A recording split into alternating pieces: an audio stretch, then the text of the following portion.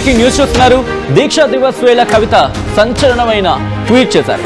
కేవలం భౌగోళిక తెలంగాణ మాత్రమే వచ్చింది, సామాజిక తెలంగాణ రాలేదంటూ చేసిన ట్వీట్ ప్రస్తుతం సంచలనంగా మారింది.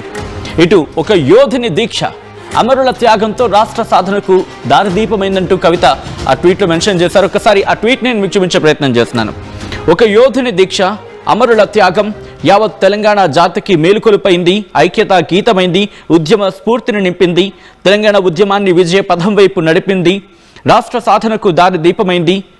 భౌగోళిక తెలంగాణ సాధించాం, సామాజిక తెలంగాణ సాధిస్తాం, జై తెలంగాణ, జై జై తెలంగాణ అంటూ ఆ ట్వీట్ని కంక్లూడ్ చేశారు.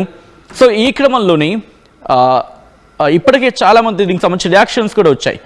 ఏకంగా 71 మంది రీపోస్ట్ చేసిన సందర్భం అలా కొంతమంది రియాక్ట్ కూడా అవుతున్నారు. కానీ ఇక్కడ ఇంట్రెస్టింగ్ అంశం ఏంటంటే, ఇటు కవిత చేసిన ట్వీట్ని ఒక్కసారి నేను చూపించే ప్రయత్నం చేస్తున్నాను. ఆ ట్వీట్ని మీరు చూస్తే కనుక ఎక్కడా కూడా కేసీఆర్ పేరు దాంట్లో మెన్షన్ చేయలేదు. ఒకసారి మీరు చూడొచ్చు.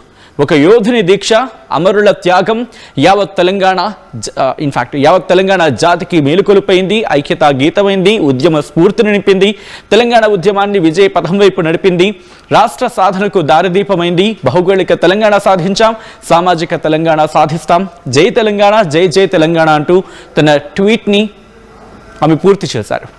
కానీ ఎక్కడ కేసీఆర్ పేరు కానీ బీఆర్ఎస్ ప్రస్తావన కానీ ఎక్కడా కూడా ప్రస్తావించకపోవడం ప్రస్తుతం ఈ అంశానికి సంబంధించి డిస్కషన్ దారితీస్తోంది. తెలంగాణ రాష్ట్ర సాధనలో మీ వంతు కృషి కూడా వర్ణాతీతం అక్కయ్య అంటూ ఇంకొంతమంది ఇక్కడ ఆమెకు మద్దతుగా ట్వీట్ చేసిన క్రమం. ఆ యోధుడు కేసీఆర్ గారు, ఆ మాట మొత్తం తెలంగాణ ప్రజలకు తెలుసు కదా మేడం, కానీ మీరు చెప్పకపోవడం చాలా మందికి మంచిగా లేదు అంటూ మరికొంతమంది కమెంట్ చేస్తున్నారు. సో ఇది నేనంటున్న మాట కాదు. ఒక్కసారి కమెంట్ బాక్స్లోకి వెళితే కవిత చేసిన ట్వీట్కి ప్రస్తుతం వస్తున్న రియాక్షన్స్ అవి. సో ఈ క్రమంలో అసలు ఏం జరిగింది, ఎందుకు మెన్షన్ చేయని పరిస్థితి ఉంది, దీని గురించి అసలు మాట్లాడుకునే ప్రయత్నం చేద్దాం. మా ప్రతినిధి మధు అప్డేట్స్ అందించేందుకు సిద్ధంగా ఉన్నారు. మధు, గత కొద్ది రోజులుగా ఈ అప్డేట్స్ని మీరు ట్రాక్ చేస్తూ ఉన్నారు. సో ఈ క్రమంలో ప్రస్తుతం కవిత చేసిన ట్వీట్ విషయంలో బీఆర్ఎస్లో ఎటువంటి చర్చ జరుగుతోంది, కేసీఆర్ పేరును ప్రస్తావించకపోవడాన్ని బీఆర్ఎస్ ఎలా చూస్తోంది? ఎగ్జాక్ట్లీ ఈరోజు దీక్షా దివాస్ పేరిట పెద్ద ఎత్తున సెలబ్రేషన్ చేస్తూ ఉన్నారు. అన్ని జిల్లా కేంద్రాల్లో, నియోజకవర్గ కేంద్రాల్లో, మండల కేంద్రాల్లో, గ్రామ స్థాయి వరకు బీఆర్ఎస్ పెద్ద ఎత్తున పిలుపునిచ్చింది. కేసీఆర్ దీక్షా దివాస్ దీక్ష చేసినటువంటి రోజు సందర్భంగానే ఢిల్లీ ఏమైంది కవితకి, ఎందుకు సొంత పార్టీని గతంలో ఇప్పుడు నాన్నని, అన్నని, బావని, సొంత పార్టీ గతంలో నాయకులని ఎందుకు టార్గెట్ చేసుకుంటూ పోతున్నారు? అఫ్కోర్స్ ఇప్పుడు రోజు మన బయట ఉంది, కానీ ఎందుకు టార్గెట్ చేస్తూ ఉన్నారు?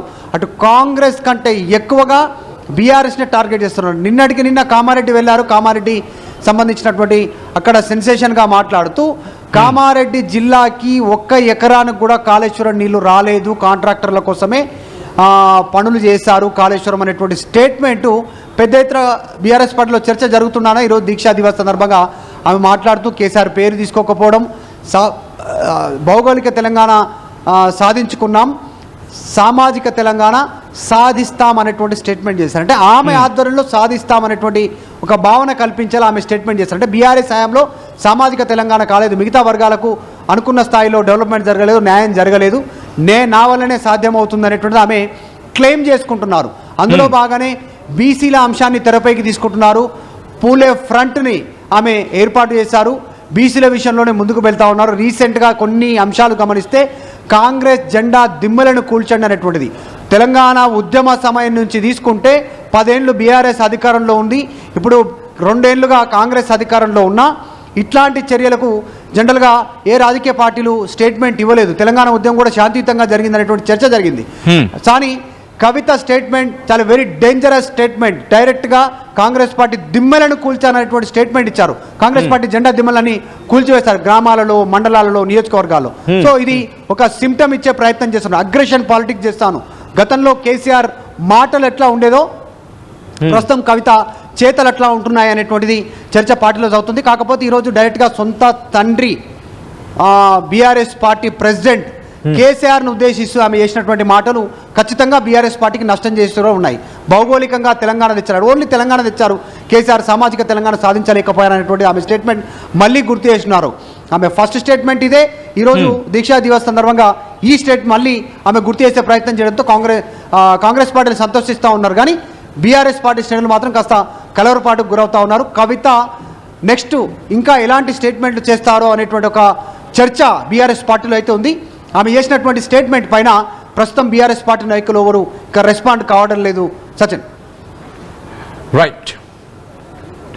Right Madhu, thanks for update. మొత్తంగా అయితే మాత్రం ఇటు కవిత చేసిన ట్వీట్ ప్రస్తుతం సంచలనంగా మారింది, ఇంట్రెస్టింగ్ గా మారుతోంది, ఒక డిస్కషన్ కి దారితీస్తోంది. దానికి సంబంధించిన బ్రేకింగ్ న్యూస్ చూస్తున్నారు. కొద్దిసేపటి క్రితం ఆమె చేసిన ట్వీట్ ప్రస్తుతం సంచలనంగా మారుతోంది. తెలంగాణ రాష్ట్ర రాజకీయాల్లో ఇంట్రెస్టింగ్ టాపిక్ గా మారిందనే చెప్పుకోవాలి. ఎందుకంటే ఎక్కడ కూడా తన తండ్రి ప్రస్తావన లేదు. దీక్షా దివాస్ అంటూ ఇటు తెలంగాణ వ్యాప్తంగా ఒక వేడుకగా జరుపుకుంటున్న సందర్భంలో బీఆర్ఎస్ పార్టీకి సంబంధించి మరి ముఖ్యంగా ఎక్కడ కూడా కవిత ఈ పేరుని ప్రస్తావించకపోవడం, అంటే కేసీఆర్ పేరుని ప్రస్తావించకపోవడాన్ని ఇక్కడ వాళ్ళు ప్రశ్నించడం జరుగుతోంది, చర్చకు దారితీస్తోంది. సో ఈ క్రమంలోనే కవిత చేసిన ట్వీట్ని మీరు చూడడం జరుగుతుంది ఆర్టీవీ స్క్రీన్ మీద. ఒక్కసారి ఆ ట్వీట్ని నేను మీకు చూపించే ప్రయత్నం చేస్తున్నాను. ఒక యోధుని దీక్ష, అమరుల త్యాగం యావత్ తెలంగాణ జాతికి మేలుకొలిపోయింది, ఐక్యత గీతమైంది, ఉద్యమ స్ఫూర్తిని నింపింది, తెలంగాణ ఉద్యమాన్ని విజయ పథం వైపు నడిపింది, రాష్ట్ర సాధనకు దారి దీపమైంది, భౌగోళిక తెలంగాణ సాధించాం, సామాజిక తెలంగాణ సాధిస్తాం, జై తెలంగాణ, జై జై తెలంగాణ అంటూ కంక్లూడ్ చేశారు ఆమె తన ట్వీట్ని. సో ప్రస్తుతం ఈ ఎక్స్ పోస్ట్ సోషల్ మీడియాలో చర్చకు దారితీస్తోంది. ఎక్కడొక్కడ కేసీఆర్ పేరుని ప్రస్తావించకపోవడాన్ని ప్రస్తుతం ఇక్కడ పాయింట్అవుట్ చేస్తూ మాట్లాడుతున్న క్రమం.